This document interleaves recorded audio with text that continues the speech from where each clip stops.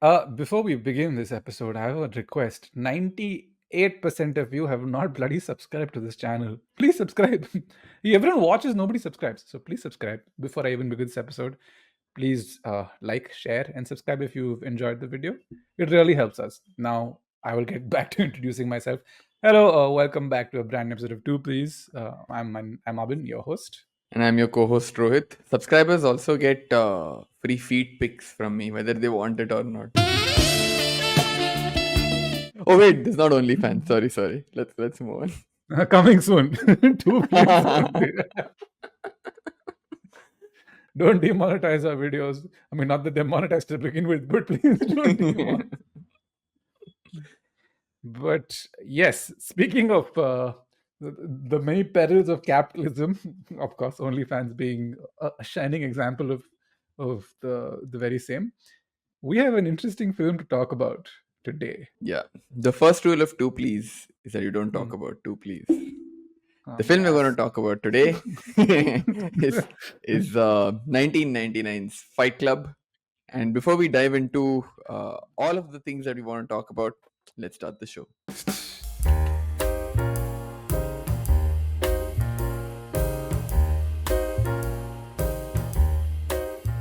I have a story to share about this movie. I watched this movie for the first time some 2 weeks ago, What are you saying? and What? I'm not kidding. And this is a film that has remained famously unwatched on my list for the longest time. This movie has come up in prior episodes. I think it's on the famous plot twist episode where we do mention the big reveal at the end of the film.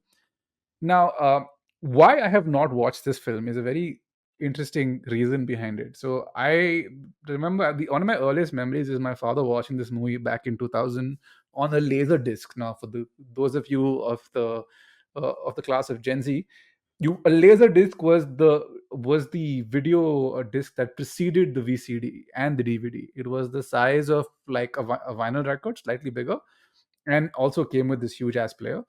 And I Now remember my explain dad to them watching. what a DVD is. Oh, I'm sure they know the DVDs. They must have like rummaged through their parents' DVD collection or something. Yeah, I remember him watching it back then, and then many years had passed where I didn't really bother going back to it, and then I really got into quizzing by 2006 2007, and every so-called movie entertainment quiz you went for all had one stupid question about Fight Club. I saw the movie through quiz questions before I actually had the chance to sit down and watch it to completion in one full sitting. Like I always saw clips of it. I always knew who Tyler Durden was. I knew who the narrator was. I knew Meatloaf was in there for a random reason, God knows why. And David Fincher was a director. I was really intrigued by his body of work. I'm a big fan of Seven. We have a category called 6 Degrees of Gone Girl. I mean, go figure. So Yeah. this somehow, like I've seen Panic Room and I've seen The Game, but I have not watched this, which is kind of insane for people. I've seen Alien Resurrection, which is a movie nobody knows that David Fincher directed, but I've watched that and I have not seen Fight Club. How do I talk about my relationship with Fight Club? I have watched it long Hmm. back. I haven't watched it recently. But similar to what you were saying, right? Even before I watched the movie, I was familiar with a lot of it because of quizzing. Movies like, Fight Club, Pulp Fiction, just so much of it came into quizzes even before we watched it. We probably knew the big plot points. At the time I watched it, I guess because when you're younger, you're edgier. Um, you probably feel like the world owes you a little more than you feel when as you grow older, It's your or rebellious before phase, you're right? It's yeah, and before hmm. you're browbeaten by the the the banality of life. Uh, I probably not empathize. I probably vibed with the movie a little more. I guess I thought it was a cool movie, or it was trying to be something different, and it was trying to put out a message that not so much made sense, but it was exciting. Right, the message of the movie was exciting. As I've grown older, and as I've like, especially for this episode, I didn't rewatch it, but I was like going over my thoughts, considering like this reconsidering the movie, right? on one hand, I am more used to the comforts that have now come with growing up, and now you have more money. In college you were broke all the time and stuff. So you have a greater appreciation for the life that the narrator is deriding throughout the film. Just to a random case in point, when he talks about a house full of IKEA furniture is so shit, I'm like, bro, my half my living room is IKEA, and I like it. So on one hand, getting used to the comforts, and on the other hand, especially living in a developing economy where your aspirations are always a little out of just a little out of your reach, right? uh, to hear white people talk about how their life is boring and they want some excitement, I'm like, you want excitement, fucking come to Dadar and board a local train, bro. It'll give you all the excitement you want. There are fight clubs happening every day on like Bombay trains.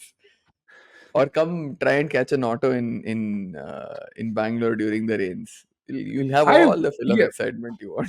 yeah. So the really funny thing about that is I don't even think like we need to make that much of a stretch with regards to like experiencing different walks of life. So I mean, a quick summary of the film before we get into this episode, right, and get into my thoughts Yeah, about it. There is a narrator who suffers from insomnia. He goes to a bunch of support groups across the city to keep himself occupied. And in that support group, he runs into Helena Bonham Carter's character called Marla, and they develop this weird love-hate relationship. Somewhere along the line, on a flight back, or I think on a flight back, the yeah. narrator runs into this dude, soap salesman called Tyler Durden, with whom he ends up starting a fight club with, and it fully changes his perspective on the world. Tyler has this nihilistic bad boy vibe to him. He's a soap salesman who basically takes liposuction fat and turns it into soaps and sells it like to stores and stuff. And things slowly like escalate from there as the fight club starts to get bigger and bigger. And that, in a sense, is a story, right? So I watched the movie, and okay, by now this movie has like one big reveal that was somehow seemed to be quite in step with Edward Norton in the 90s. He had this, and he had I think Primal Fear was the other one. Primal fear. Primal fear. Yeah. So so there's, I mean, guys, if you have not seen Fight Club, I mean, the probability that you've seen Fight Club is a lot higher than me watching Fight Club. Tyler Durden and the narrator are the same people. Really? Yeah, so basically that. Look at what for shock my ass. Anyway, so he's essentially the same guy, but it's the worst parts of him that take shape in entire Durden, right? So I remember watching this movie, and the first thing I could think of, the first thought that crossed my mind was, this movie is extremely hypocritical, and I can't tell if that's like a that was a valid choice, or it was something that fully bypassed the director's head. It movie hates capitalism so much, and in the end, what eventually does end up happening is it fully conforms to the laws of capitalism, right? The whole first rule of Fight Club: you don't talk about Fight Club. Suddenly, there are fight clubs across the entire country. There's a movement in place. It becomes so commoditized towards the end of the film. I'm just like, are we not seeing, is this deliberate? If it's deliberate, props to you for like making this satirical, but I don't know, this film keeps taking itself too seriously for me to like come to that, to be absolutely sure about it. Yeah, no, I totally agree, right? Again, I'm going to withhold my thoughts on these for the themes Hmm. section of the podcast, but yeah, I'm just going to withhold my thoughts. I have a lot to say, not just about capitalism at large, or nihilism, or you know the hypocrisy of this film. I completely agree with you, right? Not so much hypocrisy, the try hardness. It's a very try hard film. That's the film. That's the, yeah, yeah, That's that's what I'm looking for. Yes. Yeah, I'm not a fan of the film. Honestly, the reason I think I was okay discussing this movie is because whether I like it or not, it's undeniable that it has had an impact and a legacy, for better and mostly for worse. And therefore it is relevant, it is important, is probably the reason I was like, okay, let's discuss. And it gives me a chance to look at something a little critically, because otherwise movies we discuss are the ones we love, and it's very easy to be effusive, right? Yeah. At least for me, it's a little harder to sit down and criticize something and try and justify my criticism. So that's the exercise I'm looking forward to today. But like I said, I'll withhold my thoughts for the theme section. Before that, any BTS stories, Abhin? Anything you want to share with our listeners? So apparently, so a couple of things. There's a Starbucks cup in nearly every frame of this film or every scene in this movie. It's like an Easter egg. It's there in every scene. Mhm. Yeah, I remember that is reading this in some cracked article when my balls were dropping. It's that old. cracked articles. I think you're really like aging yourself that way. Is cracked still Yeah, around? I mean, yeah. what I that was like a source for so much of our trivia, especially when we were setting up quizzes in It the is. early It 2000s. is. Yes. Cracked is still there, but I think last I checked again with a lot of other websites, I think a lot of Cracked is also now feed pics and stuff. So Oh. I'm just kidding. It's not feed pics. It's really badly written articles. Besides that, I think Edward Norton really punches Tyler Brad Pitt outside the bar. That was supposed to happen. The soap bars were real. Some of them actually did contain some liquidated fat that came off humans. The cigarette burn effect, which I think was my favorite part of this movie. I love this. I love the fact that they stopped the film to explain film trivia to you, where like that's a cigarette burn effect, and then Brad Pitt points to the camera again. One more quiz question. This has come up in quizzes before. And even the I think there's even in the early aspects of the film there is I think David Fincher has apparently stitched a single frame of Tyler Durden into the early parts of the film's reels to to kind of give the audience that Incept the idea. yeah, incept the idea, and they kind of allude to it also in the film that because Tyler does work as a real projectionist in certain points, and he kind of injects a single piece of porn into like other films, which makes Yeah. people like That scene is hilarious. Yeah, yeah. I think the larger point on the cigarette burn, I know I remember seeing one of these YouTube videos on Fincher. The thing I like about him is he uses CGI for the most like smallest and mundane of reasons, right? He has random peculiarities or insistences that for which he'll use CGI. Like the smoke of the cigarette has to, it has to flow in a certain way, and he has to CGI it. I'm like, bro, who gives a fuck? People are talking like you've written some nice dialogue. Nobody's looking at how the cigarette smoke is going up. But yeah, I think Fincher is a perfectionist to the point of being a pain, is what I've read and heard. But I mean, the output that he gives is phenomenal. So, and speaking of spectacular output, I think that's as good a segue into the memorable moments of the film, of which there are so many. But Mhm. I'll let you go first. Which were the scenes since you've watched it more recently? The first one that comes to mind is that whole hand burn thing that they do. Oh, it's what? It's sodium hydroxide. Sodium hydroxide is what starts causing the burn, and then he adds acid vinegar to like neutralize it. And I remember watching it in the moment and being like, "This movie is getting. This is probably the most uh, brutal Fincher film, if you were to ask me. I think it purely from a visual perspective. I think no other Fincher film is as bloody and as brutal as probably seven. What are Seven to you a certain, saying? Yeah, but seven there isn't is a brutal. guy Seven is like raping a prostitute with a spiked dildo, it's never forced to shown. It's never shown. Like it's alluded to, and the guy obviously is like they the walk sloth in, guy. and the sloth guy is messed up. It is definitely messed up. But in Seven is terms of fucked. the seven is like seven is a great movie. I fucking love seven.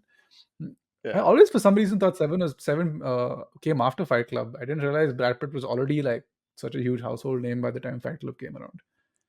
Yeah. But anyway, coming back to your scene. No, it is a Hmm. visceral scene, I Hmm. remember. Hmm. And it has an impact. I don't disagree, Hmm. right? I mean, Hmm. seven comparisons apart, but I don't deny your point. Sorry to have cut you Hmm. short because when you said it's the most brutal, like, no.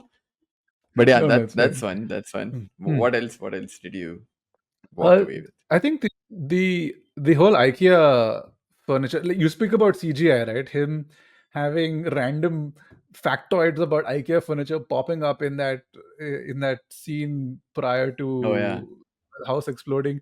I was like, Fincher, dude, your obsession with CGI has long since preceded even the tech in in my opinion. The whole meatloaf's extra boobs thing. I went and read up. I had to go look it up. It's like one of those uh boogie night situations. That was it actually real? No, he was wearing a prosthetic. Oh, he was. I would have totally. Somebody had told me, yeah, that's his. I was like, yeah, cool. Looks like. Look at him. No, no, no.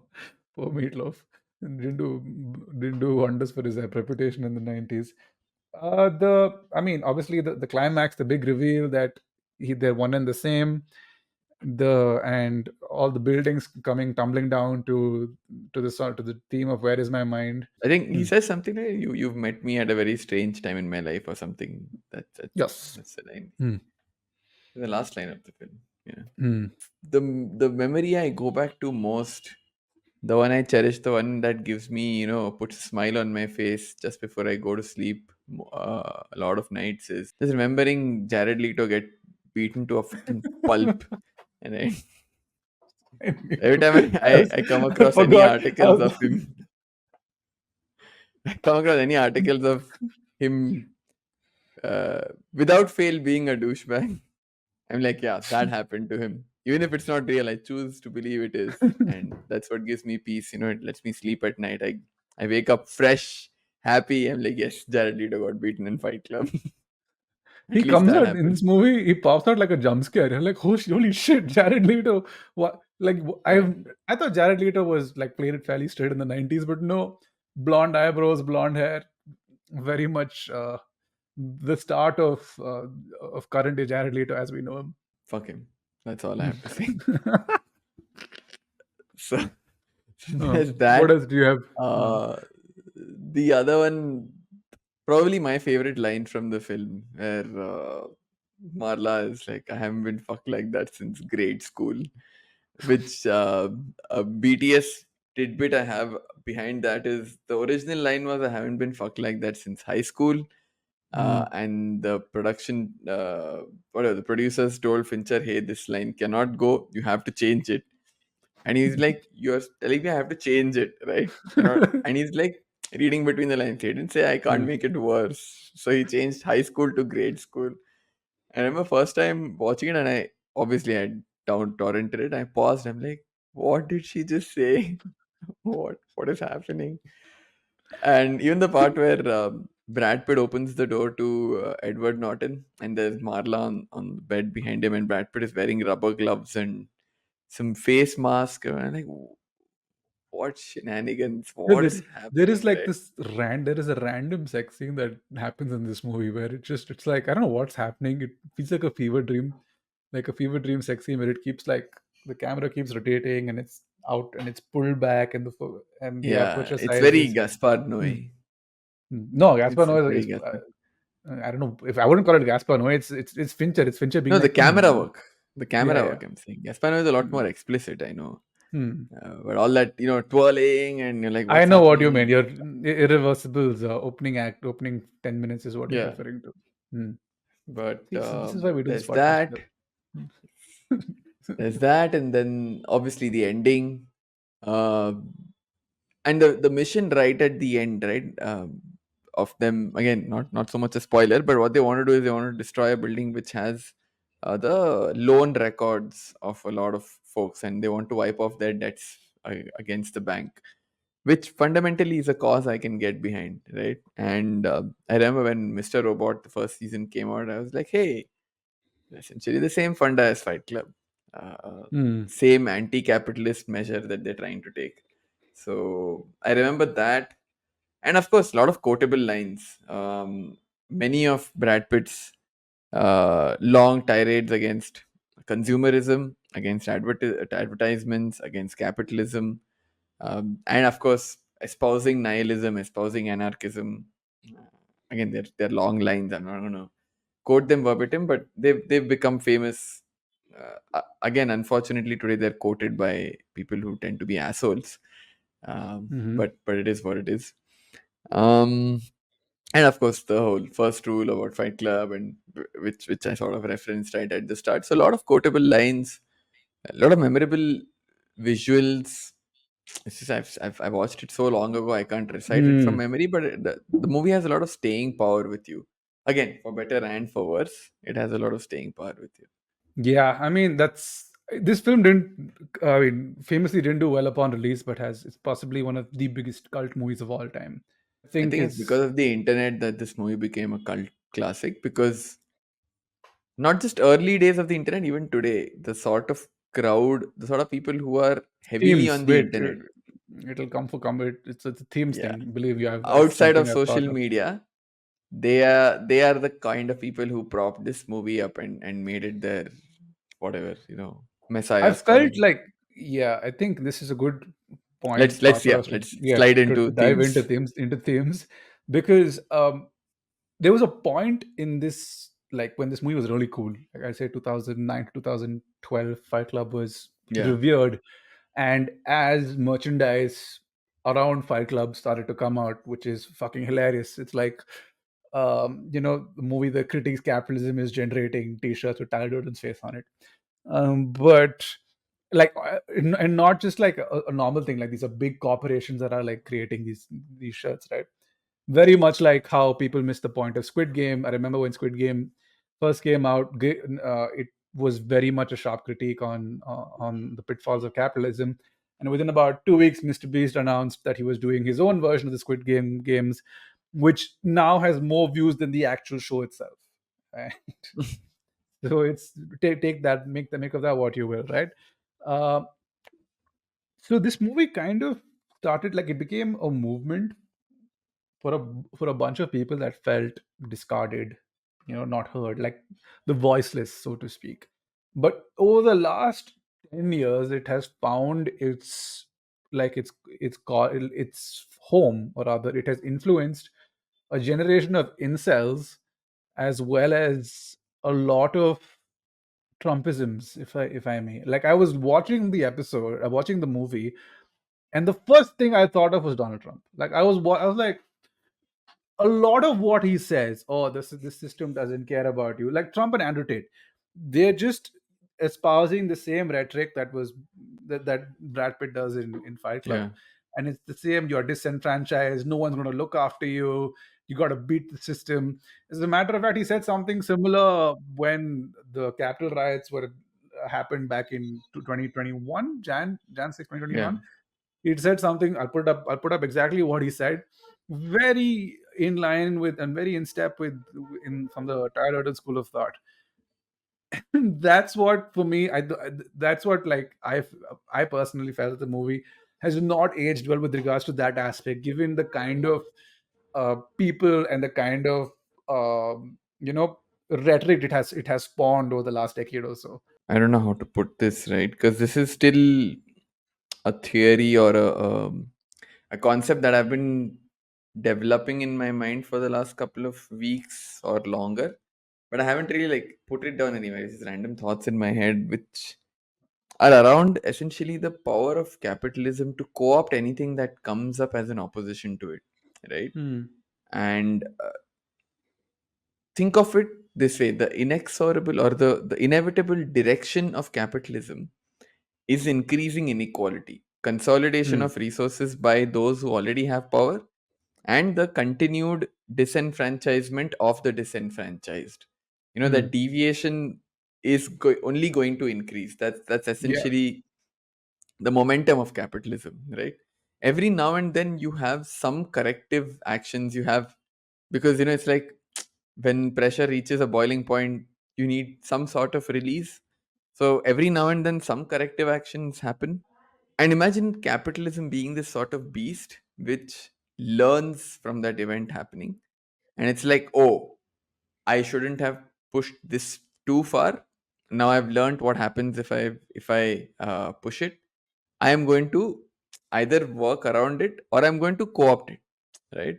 Let's, like, for example, take the French Revolution, one of the most famous, pressure Hmm. release situations, where Yep. the aristocracy consolidated far too much power. Too many people were disenfranchised, and they rose up. There was a supposed reorganization of the social order, and yet after that you had Napoleon. After that you had a Napoleon the Third. You had quasi monarchs, or at least on paper you had the monarchy. Sure, Hmm. they didn't have as much power, but they still had wealth, right? And I remember discussing this about a few episodes back, even when we went to Rajasthan and stuff. Sure, they're not Hmm. active now, but they still have wealth. And today, the powers that be are smart enough to not incite the same sort of sentiments, right? Another example would be the rise of socialism or communism, starting with Russia. In the most black and white terms, socialism slash communism is theoretically the antithesis of capitalism, right? Instead of consolidating wealth, it says let's distribute wealth.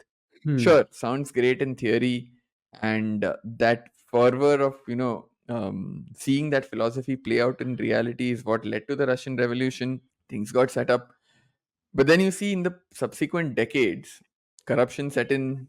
Uh, there was a lot of people, power games happening under the guise of communism. The rich still continued to enrich themselves, say in the Russian Hmm. Politburo or people who had, people of influence. That is because maybe capitalism is fundamentally ingrained, or the way, because we came from a hunter gatherer uh, Is it like a an ancestry. absolute power corrupts situation? Because that seems to be the case across all forms I of see. I societies, mean, right? Hmm. correct. I think to say that and to ascribe it to just saying absolute power corrupts absolutely is not wrong, but Hmm. it feels a little short-handed, right? It's saying you're just waving it away. If it, to me at least, because, and you know this, I love Hmm. anthropology. I like to take everything back to anthropology because I feel there are certain things which successive generations going through similar experiences gets imprinted on you, on your instinct or whatever, right? And which is what I was saying, as hunter gatherer societies where food was scarce and you can't afford to be generous beyond a point. You're like, yeah, sure, we'll share, but fuck you, at the end of the day, I'm not going to like stay hungry for the larger good, right? People tend to look out for themselves, and that sort of self-preservation expressed in the extreme is the capitalism we see today. Because at Hmm. this stage, say Bill Gates is not, or Elon Musk is not struggling for self-preservation, right? It's that sentiment that has been expressed in the grotesque now. They're like, you don't need 200 billion. Nobody needs to be a billionaire, right? But Hmm. a runaway sentiment has what led us to this space. Anyway, coming back to communism, Hmm. it essentially said, hey, let's distribute wealth. But eventually, under that, same corruption happened, same wealth Hmm. accumulation happened, because that's inherent to us. People want to accumulate. It's imprinted into us over thousands of years. Hmm. Take internet again, coming closer to, in terms of relevance and timeline, to Fight Club, the rise of the internet. If you recall, around that time, if you even go back and see publications way back in time, when the internet was up and coming, people were like, this is going to be a social disruptor, because Hmm. now communication channels are not controlled by media conglomerates. Internet is going to democratize communication. People can say whatever they want. It's anonymous. People don't have to hide. Repressed people can now get a voice. All of that has gone to shit in the last 20-25 years. Our richest people in the world today are all tech billionaires. Yeah. So it's I mean, you need to appreciate it, right? You might hate it, but you need to appreciate capitalism's ability to co-opt anything that threatens to disrupt its inexorable flow towards consolidation. And Hmm.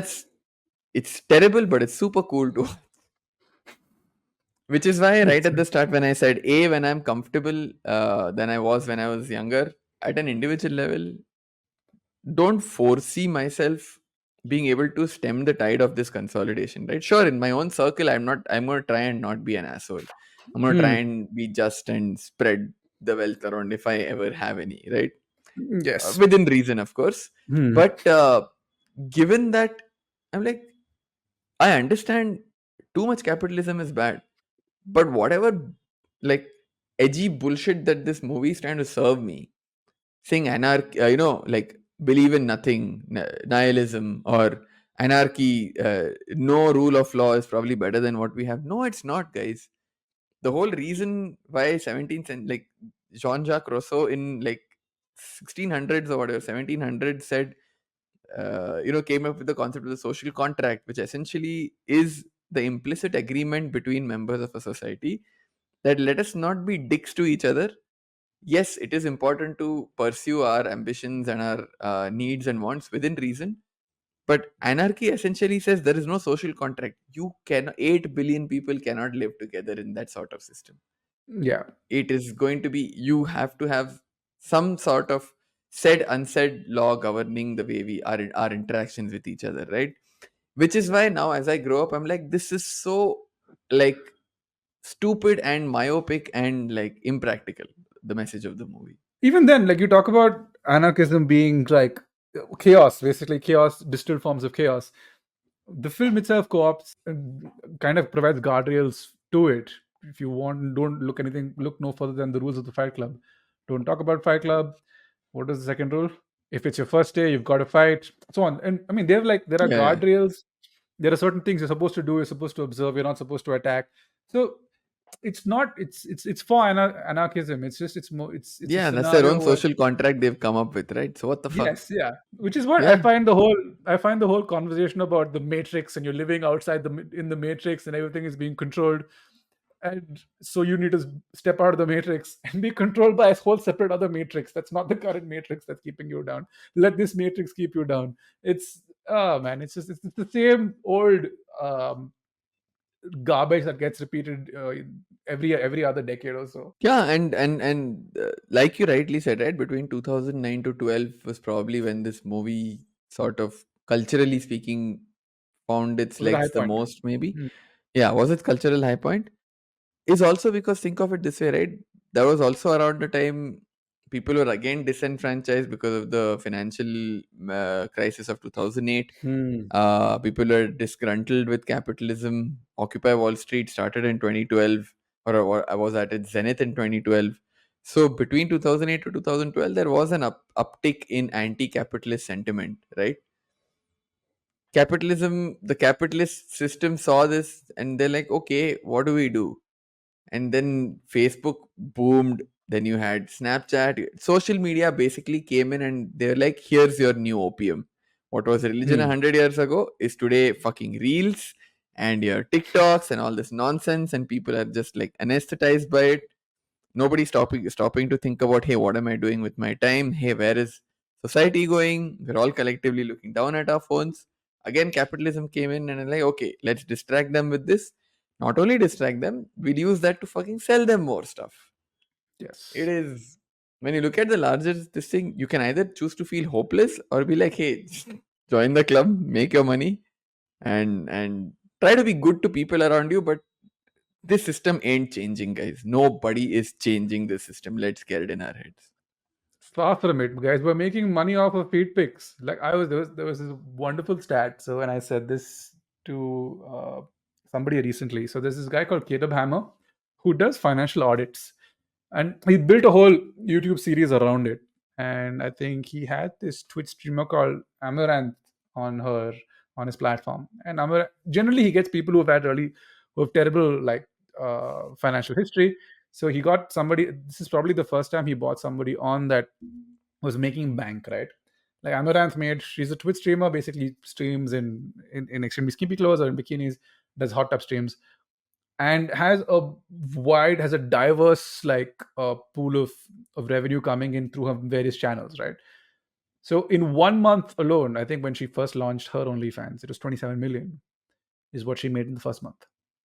So and year on year, she has continued to make month on month. She makes about 7 million through most of her channels, which is ridiculous. Which is in my opinion. But again, people say, "Oh, how can like why are people watching?" I'm like, no, if you're not paying attention to who's exactly consuming her content.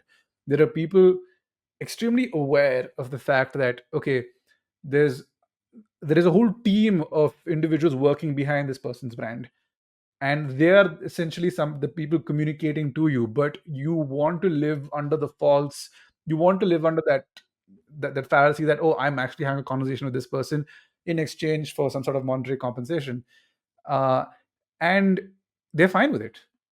And that's where, and if you look at, and if large media giants are able to look at these patterns and be like, people are idiots, they will pay for anything. Like why would they do the so-called right thing? I guess. I mean, and while you were talking, I just felt like in a different context, you were sort of echoing the message of this movie, right? Which is rampant consumerism is bad for the human condition, so to Hmm. speak. And in fact, this is where I don't know if Tyler Durden directly or indirectly references in Nietzsche's Ubermensch concept, which For those of you who may not know, Nietzsche was this 19th century German philosopher, talked about how the next stage of human evolution was in the form of this Ubermensch or Superman, the literal translation of it.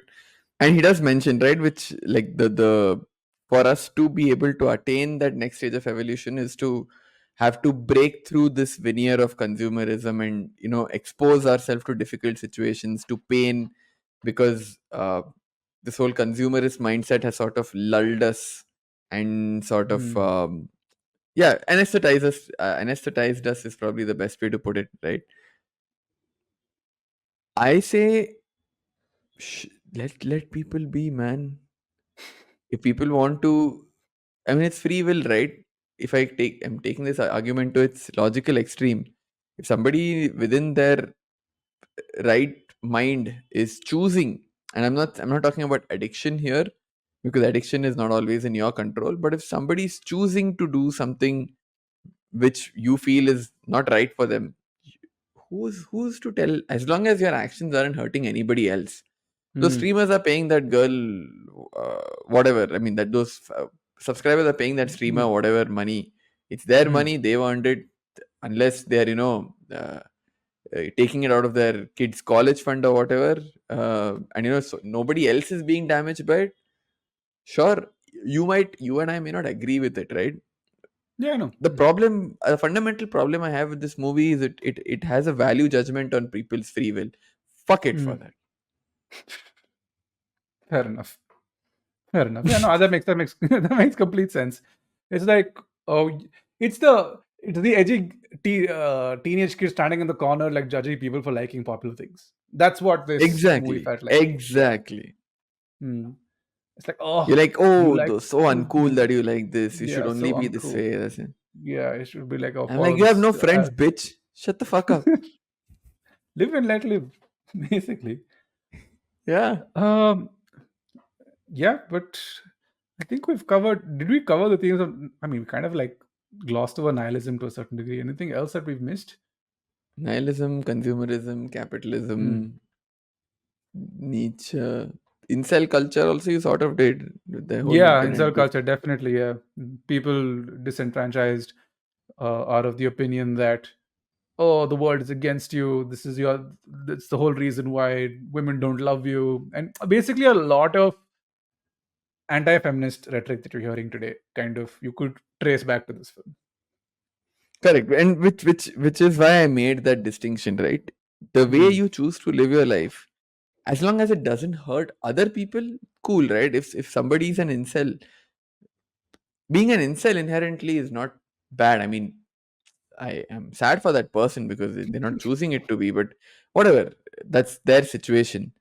As long as they're not spewing bad rhetoric, as long as they're not harassing women, as long as they're not, shooting folks or whatever the hell they're doing in the US, uh, as long as it's contained within somebody's, jacking themselves off to oblivion and going to sleep every night, I don't care what they do.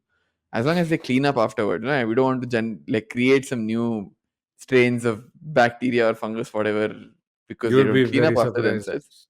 Yeah, Yeah. you would be very surprised as to just how filthy human beings can be. Yeah. So, like I Mm. said, as long as their actions don't hurt anyone, unfortunately, the disenfranchised today are lashing out in ways which negatively impact others, which is the Yes. problem. The negative impact on others is the problem.